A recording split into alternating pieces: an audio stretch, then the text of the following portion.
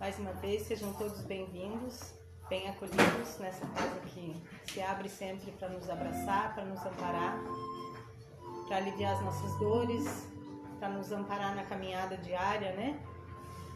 Então, nesse momento que nós possamos relaxadamente nos concentrarmos em nós mesmos e nos ligarmos à espiritualidade maior, a Deus, a Jesus, a Mãe Maria, que nós possamos nesse momento nos conectarmos com nós mesmos, com aquilo que somos realmente, com aquilo que nós desejamos ser, com as necessidades de mudança que cada um de nós carrega dentro de si, que nós possamos nesse momento, enquanto as portas do céu se abrem sobre nós, que nós possamos nesse momento pedir a Jesus aquilo que nós buscamos, aquilo que nós desejamos para a nossa vida física, a nossa vida material, para a nossa vida espiritual, rogando também que Jesus alcance os nossos lares e lá derrame as bênçãos necessárias, que alcance os nossos familiares e todos aqueles que amamos,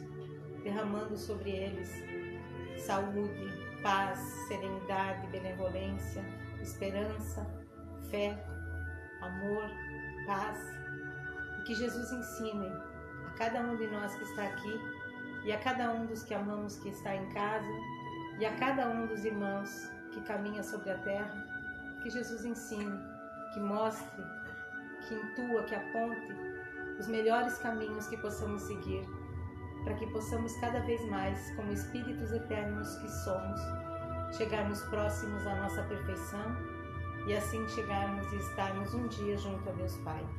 Que assim seja.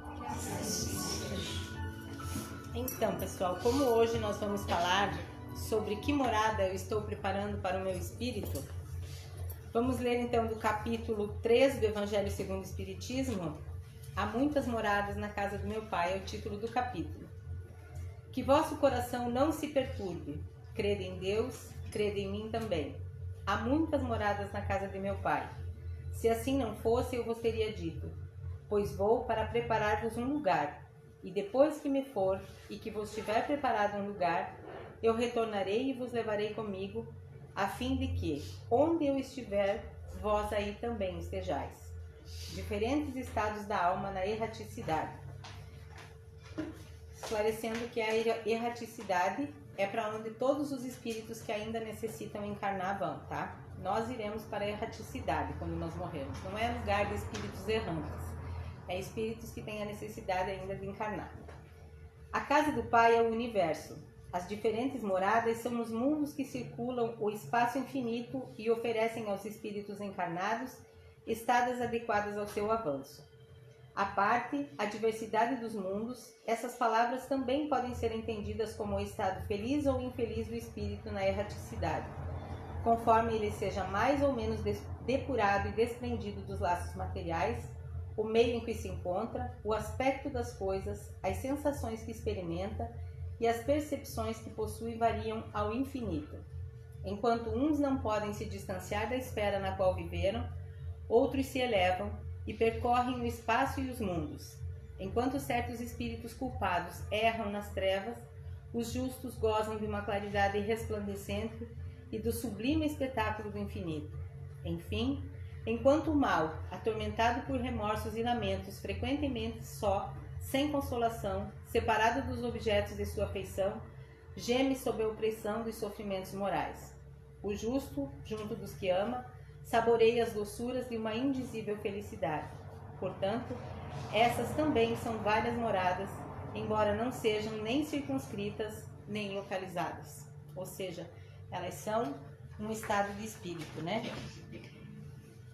Então, a doutrina espírita traz para nós esse tipo de informações acerca do que Jesus, o evangelista, quis dizer acerca do que Jesus disse que há muitas moradas na casa do meu Pai. E sobre o que vai acontecer conosco depois da morte, da nossa morte do corpo físico, né? Porque nós, como espíritas, como frequentadores de casa espírita, nós já temos que ter dentro de nós que isso aqui é a Rosane, mas que além da Rosane existe uma coisa que está aqui, que é o que realmente a Rosane é, que é o espírito, que é o que vai sobreviver depois. Então, desde já, nós que já estamos aprendendo isso, vamos separando quem é espírito e sabendo que além do nosso corpo, tem uma coisa que vai sobreviver, que é o nosso eu verdadeiro, que é o nosso eu que vai desfrutar dessas moradas na casa do Pai. E enquanto que nas outras regiões são baseadas, essas informações sobre para onde se vai, são baseadas unicamente em escritos bíblicos, em mensagens de profetas, né? A doutrina dos espíritos, essas notícias que vêm do plano espiritual, que vêm do lado de lá, elas nos são dadas através dos próprios espíritos que forneceram a Kardec esse tipo de informação. E Kardec, ao ir compilando essas informações, ao ir juntando as informações que vinham através dos médiuns, ele foi percebendo que, não existem só 3 lugares, né? Céu, inferno e purgatório, até onde se sabia, para um espírito ir habitar. E aí, então, ele foi fazendo esse compilado e ele foi juntando. E ele descobriu que, depois de muito estudo, de muita pesquisa, de muita informação, depois de passar por todo o crivo científico que Kardec passou, a doutrina dos espíritos, Kardec analisou que existem 8 lugares para onde o nosso espírito pode ir depois da gente desencarnar, através das informações trazidas pelos próprios espíritos. Então, não é só céu, só purgatório ou só inferno, né? Mas muito pelo contrário. Existem 8 moradas, 8 tipos de morada. E é sobre isso que a gente vai falar hoje, né? Esses 8 lugares diferentes, 8 situações diferentes podem acontecer conosco depois do nosso desencarne. Então, e isso não quer dizer assim, que eu vou para uma e é naquela que eu vou ficar. Não. Eu vou para uma, vou para a primeira, posso ir para a segunda, ou posso ir da primeira direto para a terceira, ou posso ir direto lá para a quinta, sair da Terra e ir direto lá para a quinta situação, o quinto tipo de lugar, né? Então, assim, nenhum lugar é definitivo para o nosso espírito do lado de lá. E o primeiro lugar para onde a gente chega, a primeira situação é desencarnarmos e ficarmos no próprio corpo. Ou seja, eu fui tão materialista aqui na Terra, enquanto eu estava encarnado, eu não acredito sequer em Deus, quem dirá que existe uma outra vida. Ou mesmo, eu acredito em Deus, mas acredito que morreu, acabou. Não, na minha concepção, não cabe que exista uma coisa além do meu corpo, além do meu cérebro, que é o que pensa. Nessa concepção. Aí o que acontece? O corpo morre e o espírito fica onde? Por não acreditar que existe um outro lugar que ele possa ir. Fica ali coladinho no corpo, né? E muitas vezes fica ali por dias, por meses e até por alguns anos. Podendo sentir, inclusive, as dores da decomposição, sentir a decomposição do corpo físico. Mas os espíritos dizem também que ao momento que ele se vê ali, ele vai procurar ajuda, o espírito vai procurar ajuda. E a gente sabe, porque a gente assistiu o filme Nosso Lar, a gente leu o livro Nosso Lar, né? A gente sabe que a partir do momento que a gente tem um arrependimento sincero, a partir do momento que a gente faz uma prece sincera, a espiritualidade está sempre pronta a nos ampararmos, né? Quem cuida muito do corpo, quem se preocupa só com as coisas do corpo, né? Quem cuida muito, quem é muito voltado à sexualidade, também fica muito tempo, pode ficar, não são todos, tá? Podem ficar colados ali no corpo, imantados ao corpo físico, por essa questão de amam tanto a imagem que tem, né? Que eles ficam ali imantados. Mas isso não quer dizer que a gente não deva se arrumar, que a gente não deva ficar bonitinho para andar ali pela rua, né? Se vestir bonitinho, ter o nosso corpo asseado. Afinal, a gente tem que cuidar do nosso corpo porque é a morada do nosso espírito, né? Mas não assim nos endeusarmos no corpo. Então, assim, a primeira situação que Kardec expõe é essa, de que o espírito morre, o corpo morre e o espírito fica imantado, grudado ali no corpo. Aí, então, ele passa para uma segunda situação. Essa situação de ficar no corpo não dura muito tempo, como eu falei, né? Dias, meses, alguns anos. Lembrando que a contagem do tempo do lado de lá, nós ainda não podemos entender. Nós não sabemos, porque as informações que os espíritos nos trazem, que o nosso vocabulário terreno e a nossa capacidade cerebral é muito pequena para ter um entendimento de como é contado o tempo lá. Né? Então, assim, a segunda situação, a primeira situação é o corpo morre e o espírito fica colado ao corpo, junto ao corpo.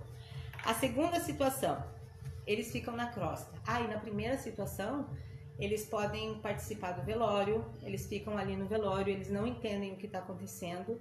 A família vai para o cemitério, enterra. Muitas vezes eles têm até a sensação de ficarem fechados dentro do túmulo.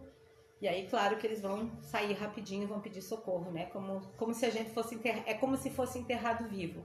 Então, assim, eles vão pedir socorro e com certeza eles serão atendidos, né? A segunda situação, eles ficam na crosta. Ou seja, ele desencarna, mas ele não vai embora. Ele não tem entendimento, ele não tem vontade de ir para lá. Com quem geralmente acontece isso? Com as pessoas que são muito apegadas à matéria, aos bens materiais, aos bens que construiu, ao trabalho, que ninguém pode substituir o que essa pessoa faça, e a gente sabe que ninguém é insubstituível, né? Você pode ser o diretor o CEO, o diretor, o presidente da maior empresa do mundo. Se você desencarnar hoje, amanhã já tem alguém para ocupar o teu lugar, né?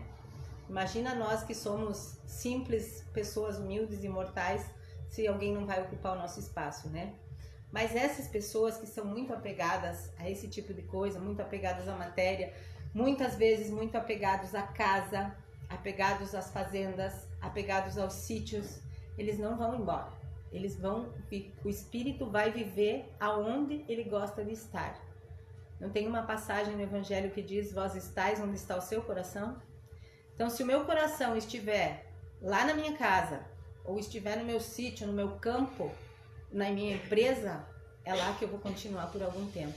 É lá que eu vou ficar sofrendo, porque eu não vou mais ter poder de mando, eu não vou mais poder mandar nos meus empregados, a minha fazenda talvez os meus filhos vão querer vender, a minha casa vai ser talvez alugada. Por que muitas vezes tem casas que ficam anos e anos fechadas, não vendem, não aluga, vai morar alguém, não dá certo, o negócio tá para fechar, não dá certo, porque tem influência espiritual. E aí então o espírito não fica preso no corpo, mas ele gosta tanto aqui da vida material que ele fica vivendo por aqui, por um tempo, até vamos dizer assim, ele se cansar de ninguém ver ele, de ninguém conversar com ele, né? Por isso a importância da gente fazer prece pelos desencarnados, preces pelos nossos familiares desencarnados, para que eles sejam esclarecidos, que muitas vezes, na grande maioria das vezes, as notícias que se tem dos espíritos é que eles não percebem que o corpo morreu. Aqui na mesa mediúnica eles têm consciência de que eles estão vivos. Eles vêm para ser socorridos de um acidente, de um tiro ou coisa assim, mas na consciência deles eles estão vivos. E a espiritualidade é tão boa, tão amiga, que ninguém vai chegar para o espírito e dizer assim: ó, meu irmão, sinto muito, mas você morreu, tá na hora de você subir ou de você descer. Não, o espírito vai ter que se dar conta por si próprio de que ele está desencarnado. Então, quando vocês perceberem que a vida de repente ficou meio sutil assim, ó, que alguma coisa está diferente, que de repente você bateu na parede, mas você não bateu na parede, a mão já passou direto para o lado de lá, façam uma prece sincera do coração de vocês e peçam ajuda.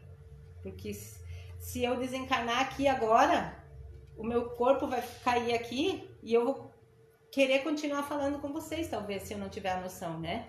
Só que vocês já não vão mais me ouvir.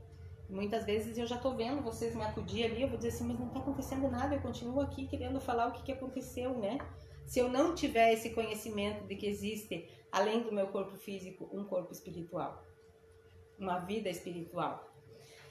Nessa situação, então, quando o espírito fica no corpo, ele não se demora muito. Nessa situação em que o espírito fica na crosta, não necessariamente em casa, não necessariamente só na fazenda, no sítio, ou aonde ele gostar de ficar, mas também aonde? Os espíritos que são as pessoas que têm o espírito viciado em bebida, em drogadição, em comida, eles vão ficar nos lugares que apetecem para satisfazer os vícios que eles têm. Nessa segunda, ela pode até se demorar um pouco mais se o espírito gostar de ficar por aqui. E aí, às vezes, a gente diz assim: eu sinto a presença do fulano dentro de casa, né? Às vezes é bom, porque o fulano só veio visitar. Mas às vezes tem muitos lares que muitas pessoas que começam a sentir aquela presença, e aquela presença começa a incomodar dentro do lar, não começa? Vocês já ouviram falar disso, né? Parece que tem uma coisa incomodando, parece que a energia dentro da casa está ruim. Claro, o espírito precisa de energia e ele vai sugar de quem? Dos que estão ali dentro da casa. E nessa situação, o espírito fica até por um bom tempo, mais tempo que na primeira, porque na primeira não é nada agradável. Agora, morrer e ficar dentro de casa ainda desfrutando das minhas coisas, talvez não seja uma situação ruim. Então, ela pode igualmente durar dias, meses, anos, até décadas. A primeira situação, o corpo morre, fico grudado, o meu espírito fica junto ao corpo. A segunda situação, o meu espírito desencarna, morre, meu corpo morre e o meu espírito fica andando por aí, né? Como a gente costuma vulgarmente dizer, fica vagando por aí, né? A terceira situação já não é mais aqui no mundo físico, já é no plano espiritual. É o que a gente chama de quando a pessoa vai para o umbral. E esse umbral pode ser baixo, médio ou superior. É o que as outras religiões chamam de purgatório, né? Então, é lugar ainda... E o que é o umbral? O umbral é lugar ainda de gente sofredora, onde os espíritos lamentam as oportunidades que perderam. Então, eu estou para dizer para vocês que acho que cada um de nós vai ter que dar uma passadinha por lá, porque a gente volta e meia perde boas oportunidades de ser melhor como espíritos imortais que somos. Não, lá no umbral nós não vamos nos arrepender daquilo que nós não fizemos materialmente, do dinheiro que nós não ganhamos, daquele diploma que eu não conquistei, mas nós vamos nos arrepender daquele livro que eu não li, que me agregava conhecimento, do bem que eu não fiz, do mal que eu fiz, do mal que eu causei às pessoas, da dor que eu causei a alguém, daquilo que eu tinha que ter feito por mim mesmo e não fiz. Então o umbral é um lugar de arrependimento. É um lugar de dor e que não deixa de ser um lugar de sofrimento. Então é um lugar de espíritos que fizeram coisas erradas, que não aproveitaram o tempo, e é ali que nós vamos chorar as nossas falhas. E nessa região umbralina é região de choro e de lamentação, é região de tristeza. Pegando, por exemplo, André Luiz, logo que ele morre, no filme, de novo citando o Nosso Lar, quem não assistiu o filme assista, tem no YouTube de graça para assistir, tem o livro para ler. Citando então mais uma vez André Luiz. Quando André Luiz desencarna, ele vai para uma região umbralina grossa, umbral brabo, né? Quem assistiu o filme ali ou leu o livro sabe como era a região. É uma região escura, uma região montanhosa, é uma região onde a luz do sol não penetra. É uma região de solo árido, onde tem pouca água. Lembram que ele tomava água na pocinha d'água ali, quando ele se deu conta de si próprio, né? É uma região onde os espíritos andam em turbulência. Cada um anda por si próprio.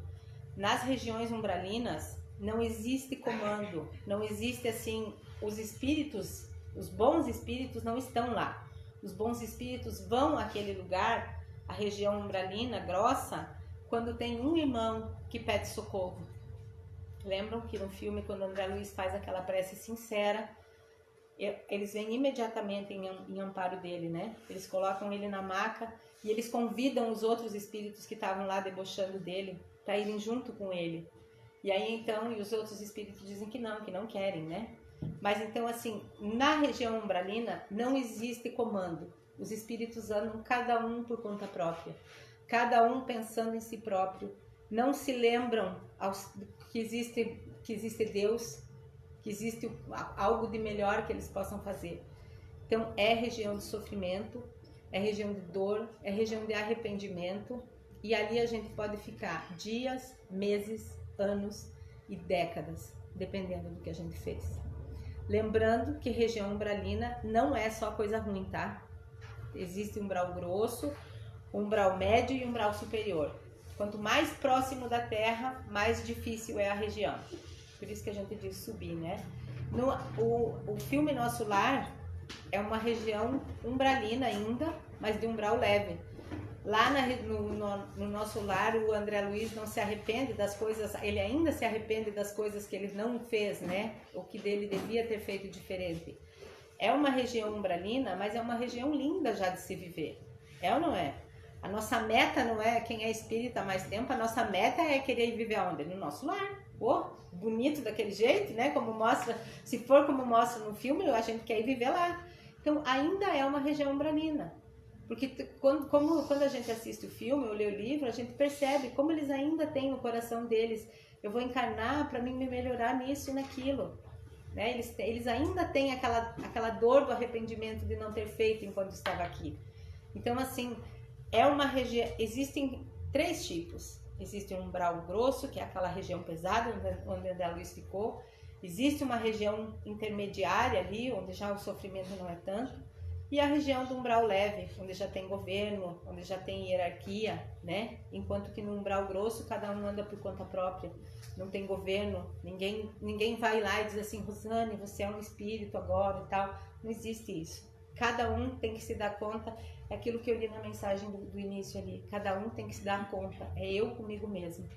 É eu por mim, é eu por eu mesmo. E é nessa região que a gente vai se encontrar realmente com a gente mesmo, para depois a gente poder sair dali.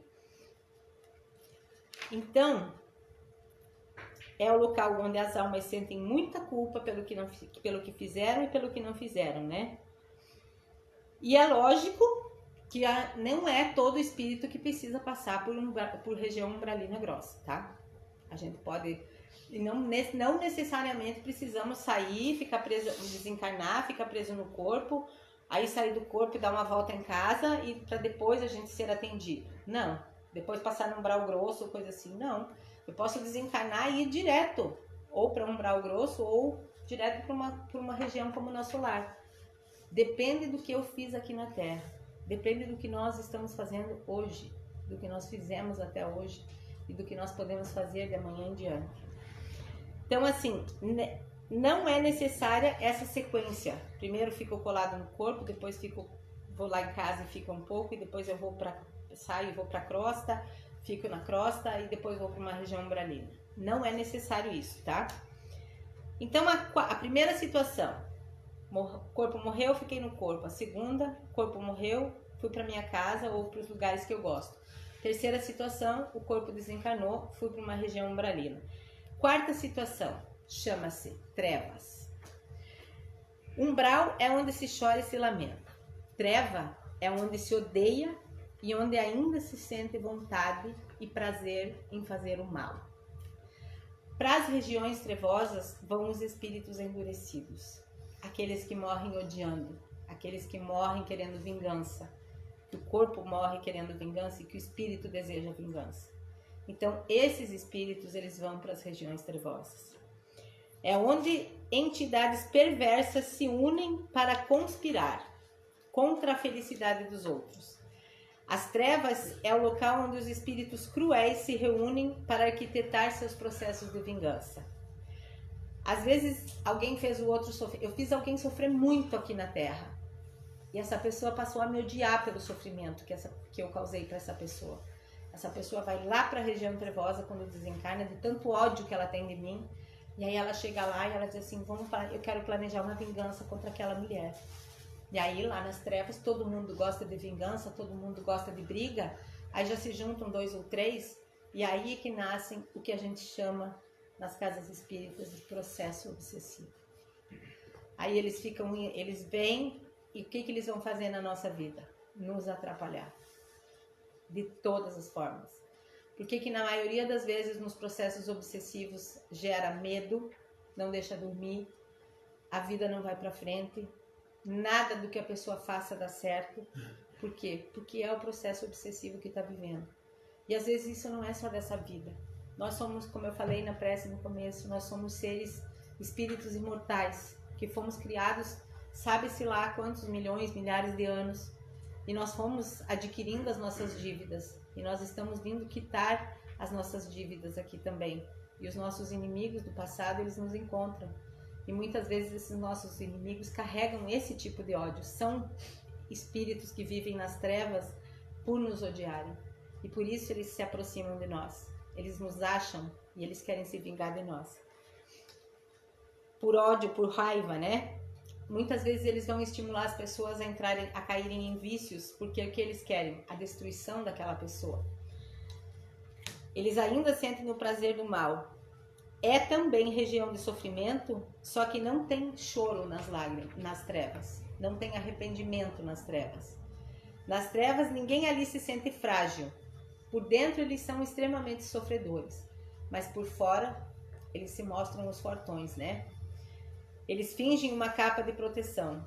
E diferente do umbral, onde ninguém é comandado por ninguém, onde ninguém tem a capacidade de organizar nada, porque o arrependimento, a dor é tanta de não ter feito o que fazia e não se carrega ódio no coração, só se carrega a culpa e o arrependimento. Nas trevas eles são frios e ali existe organização, existe a chefia.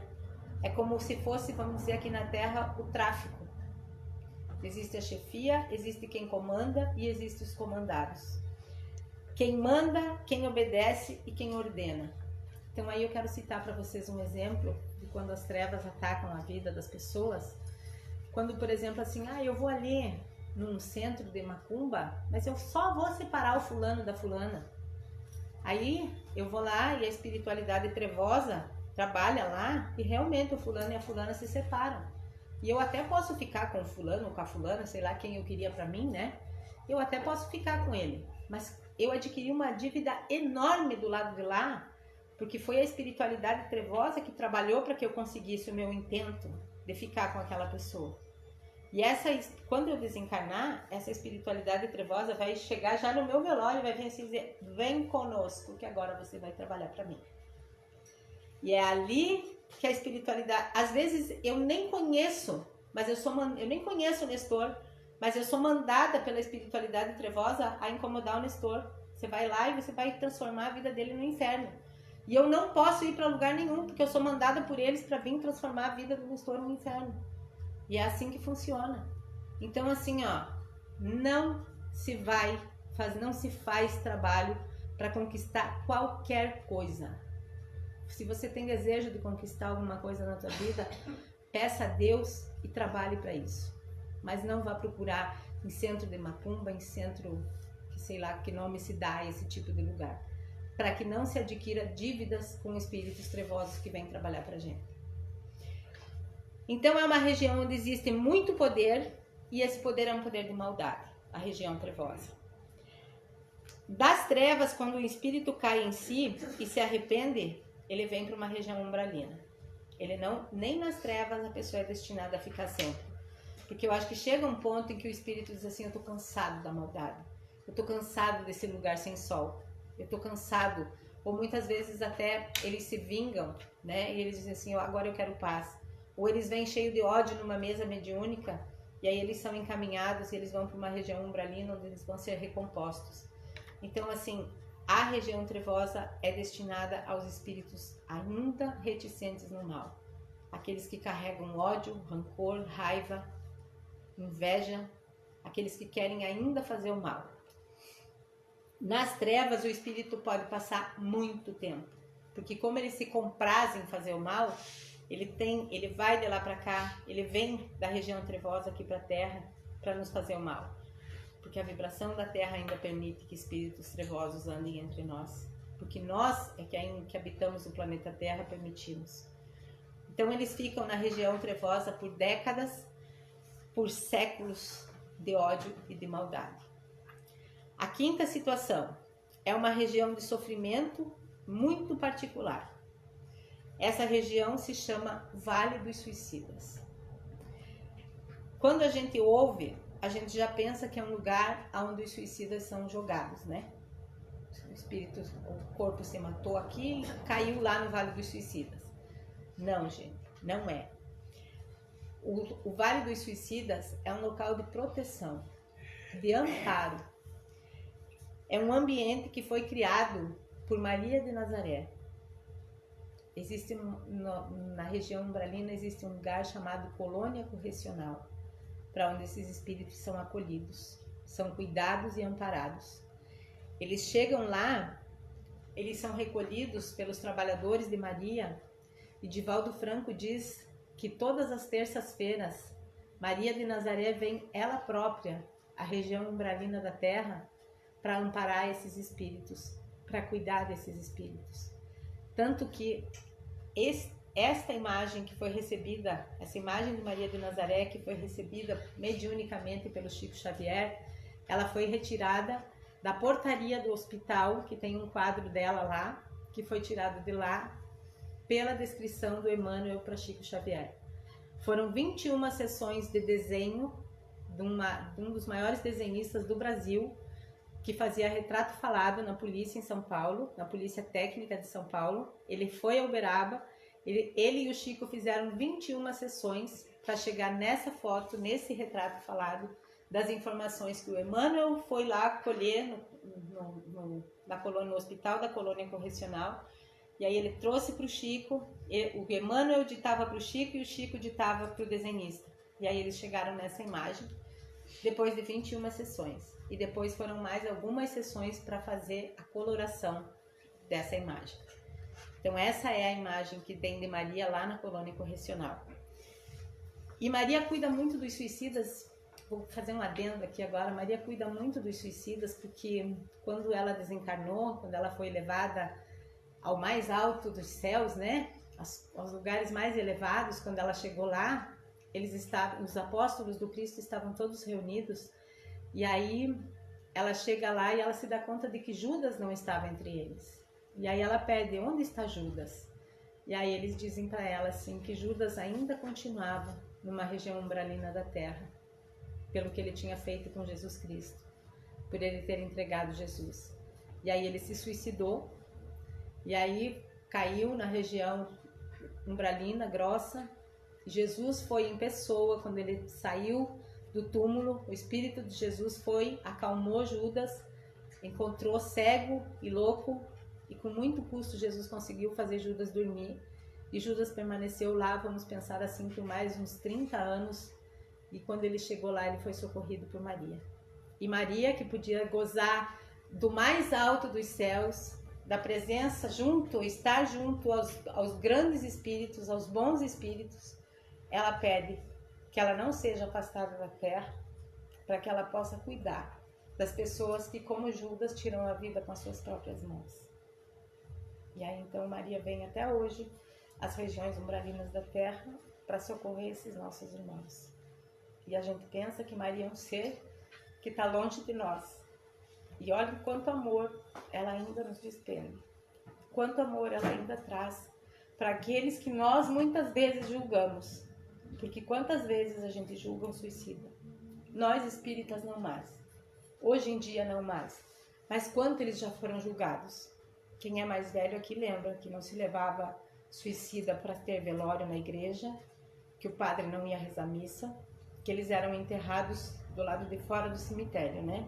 Como se deixassem de ser filhos de Deus.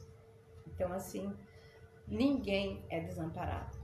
E eles são amparados por ninguém menos que a maior das mulheres que pisou na terra, por Maria de Nazaré. Claro que tinha que dar uma chorada, né? É que falar de Maria eu acho fantástico, né? Falar de Maria, falar de Jesus, é aquele carinho no coração da gente, assim, né? Então, assim, no Vale dos Suicidas, eu não enxergo nada, mas nem de perto nem de longe.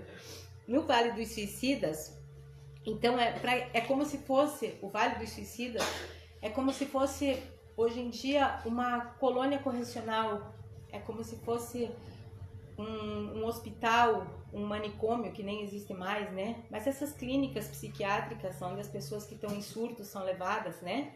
Para ali elas chegam lá totalmente alienadas, sem saber o que está acontecendo, porque o que o suicida quer? Terminar com a vida dele para acabar o sofrimento, para acabar a agonia que ele está vivendo aqui, é ou não é?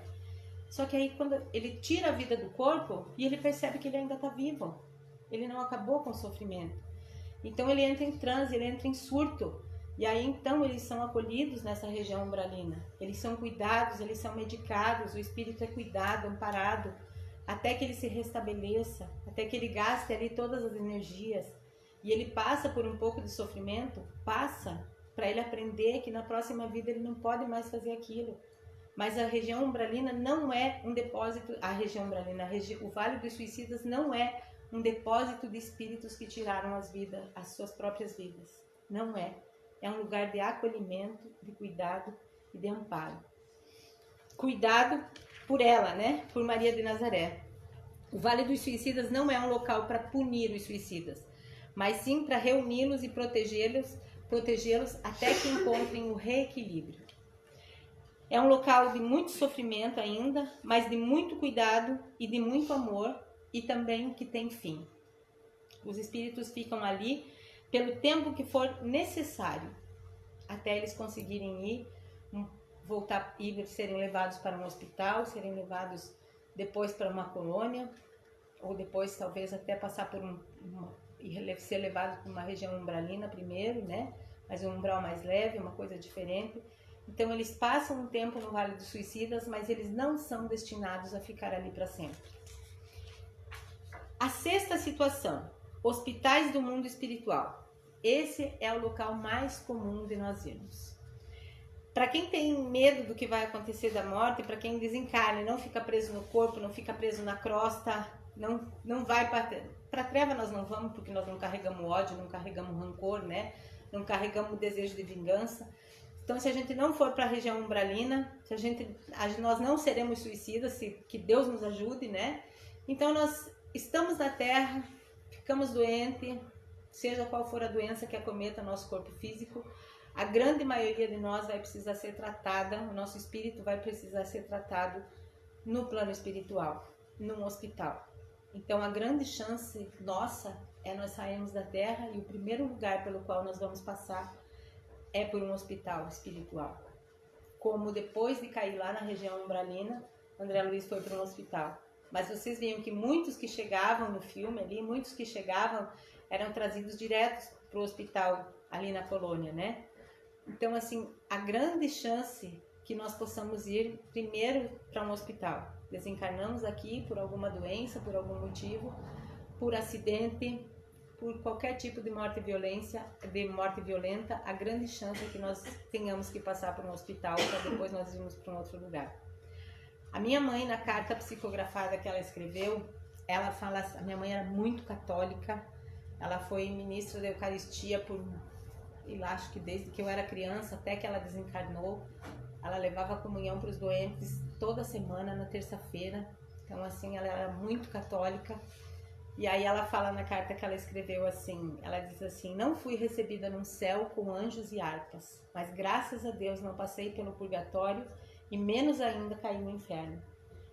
Acordei num hospital onde fui recebida por familiares, onde pouco a pouco fui me dando conta de que eu era eu.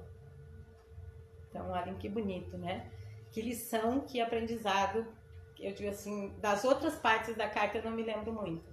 Mas essa parte é uma parte que, para mim, foi muito consoladora. Foi um carinho no coração, assim, de saber que ela estava com a família e que ela estava amparada e acolhida no hospital. E o meu filho diz assim, em uma das cartas, ele diz assim: assim que me dei conta de que eu estava fora do corpo, espíritos amigos vieram em meu auxílio e não permitiram sequer que eu olhasse para trás para não levar da terra como última lembrança a imagem do meu corpo, como é? Maculado, não? Prof. Carla, ajuda a palavra, dilacerado, não?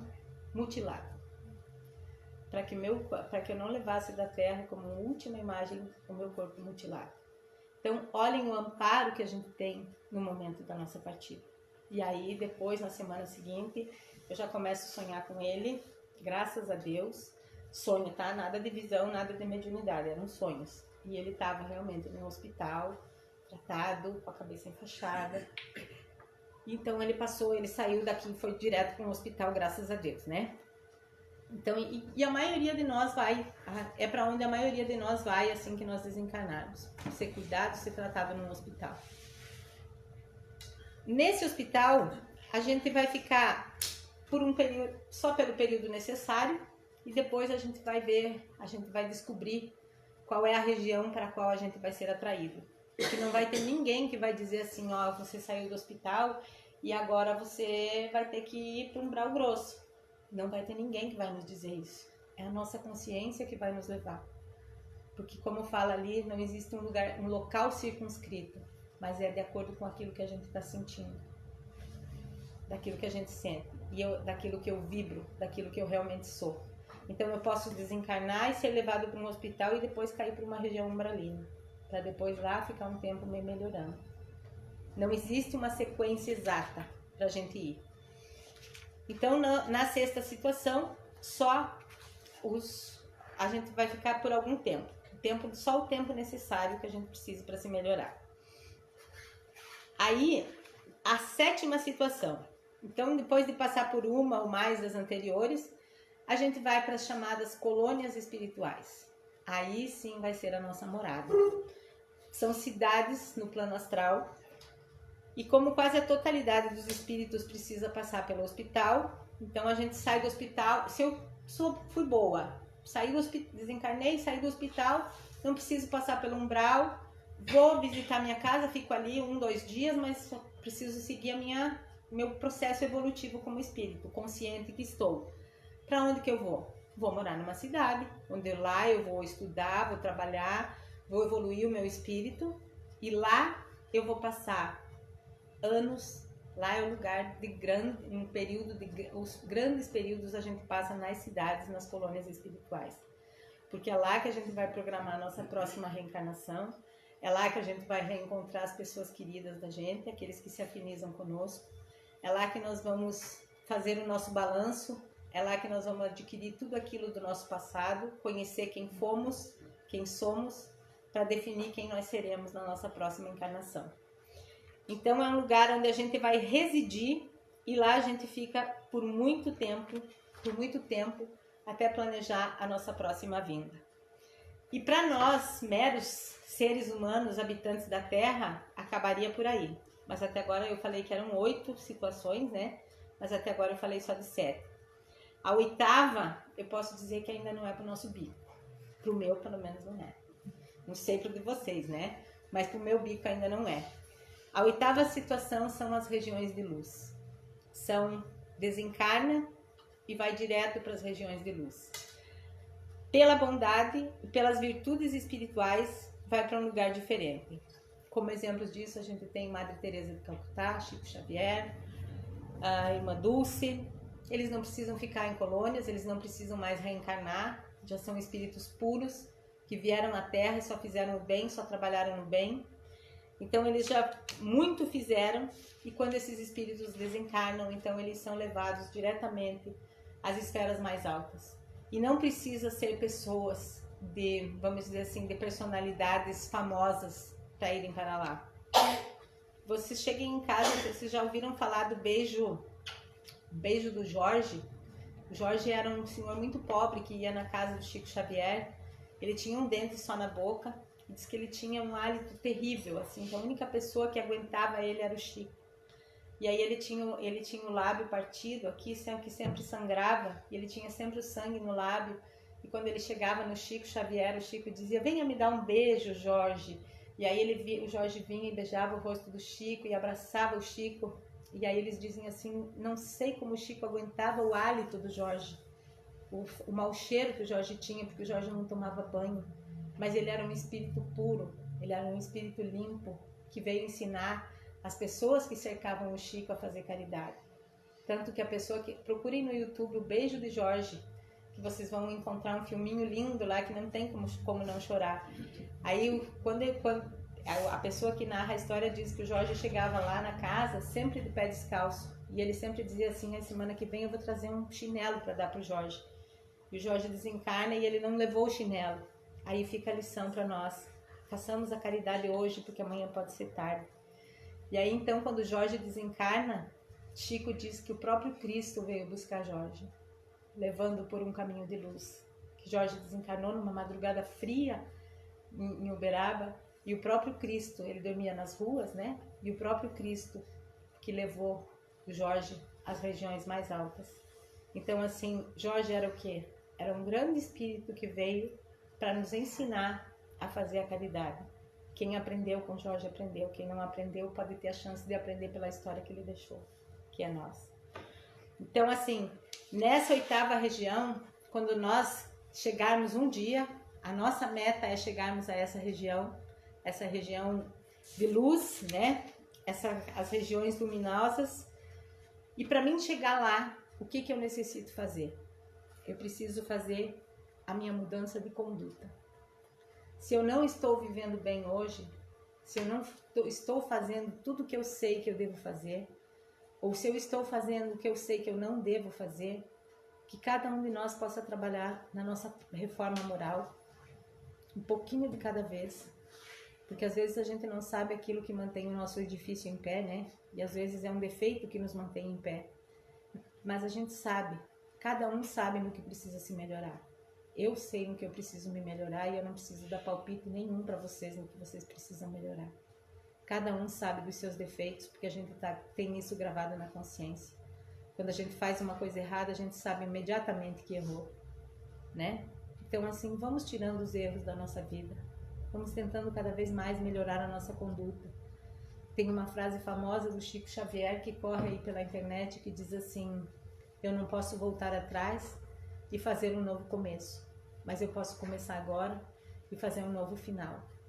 Então, que a partir de hoje nós possamos melhorar a nossa conduta, ir pouco a pouco fazendo a nossa reforma moral, para nós, quando nós deixarmos o nosso corpo físico aqui na Terra, nós possamos seguir livres como as aves que voam, que o nosso espírito receba a liberdade de chegar a lugares lindos que Deus prepara para nós. E Deus prepara tantos lugares lindos, tantas moradas.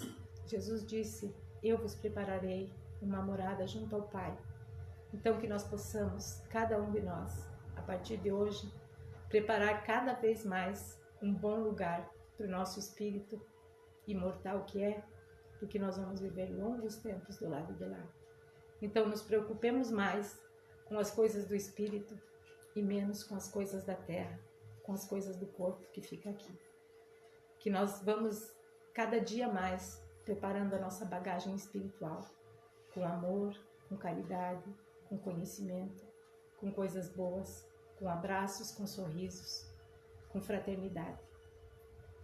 Que nesse momento vocês possam cerrar os olhos, relaxar na cadeira e possam sentir a presença de Jesus junto de vocês. A Virgem Maria à frente de cada um. Dê uma mão a Jesus, dê outra mão a Maria. E receba das mãos iluminadas de Jesus, das mãos iluminadas de Maria, tudo aquilo que você necessita para a tua vida. Peça nesse momento, peça. Peça o que você necessita.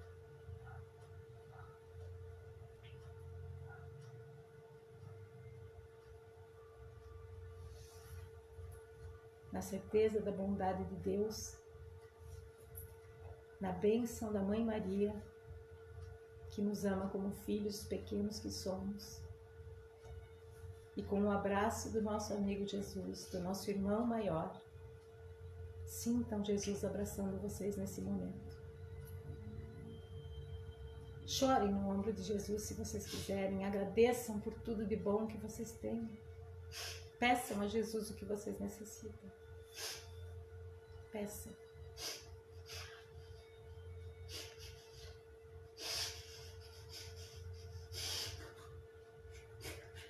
Gratos somos, Mestre, pela oportunidade da vida e de estarmos aqui e sentirmos tão forte a Tua presença entre nós. Sê conosco, Jesus, hoje e sempre. Nos ampara e nos auxilia para que possamos chegar cada vez mais próximos de Ti. Que assim seja. Que assim seja.